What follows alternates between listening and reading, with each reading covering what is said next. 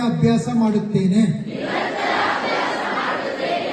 ಸಹಪಾಠಿಗಳ ಜೊತೆ ಚರ್ಚಿಸುತ್ತೇನೆ. ಸಂಶಯ ಬಂದಾಗ ಶಿಕ್ಷಕರೊಡನೆ ಚರ್ಚಿಸುತ್ತೇನೆ.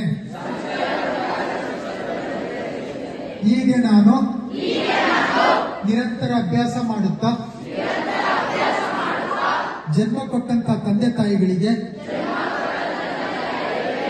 ಪಾಠ ಹೇಳಿಕೊಟ್ಟಂತ ಗುರುಗಳಿಗೆ ಮತ್ತೆ ಸಮಾಜಕ್ಕೆ ನನ್ನ ಋಣವನ್ನು ಒಬ್ಬ ಆದರ್ಶ ವ್ಯಕ್ತಿಯಾಗಿ ತೀರಿಸುತ್ತೇನೆಂದು ತಾಯಿ ತಂದೆಯ ಮೇಲೆ ಆಣೆ ಮಾಡಿ, ಮನೆ ದೇವರ ಮೇಲೆ ಆಣೆ ಮಾಡಿ,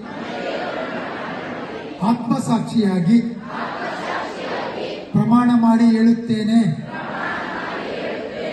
ಇಂದಿನಿಂದ ಒಳ್ಳೆಯ ಅಂಶಗಳನ್ನ, ಒಳ್ಳೆಯ ಗುಣಗಳನ್ನ, ಒಳ್ಳೆಯ ಅವಕಾಶಗಳನ್ನ ನಾನು ಆಯ್ಕೆ ಮಾಡಿಕೊಂಡು ಆ ಮೂಲಕ ಸಾಧನೆ ಮಾಡಿ ತೋರಿಸುತ್ತೇನೆಂದು ಪ್ರಮಾಣ ಮಾಡುತ್ತಿದ್ದೇನೆ. ಖಂಡಿತ. ಒಳ್ಳೆಯದಾಗಲಿ ಮಕ್ಕಳೇ.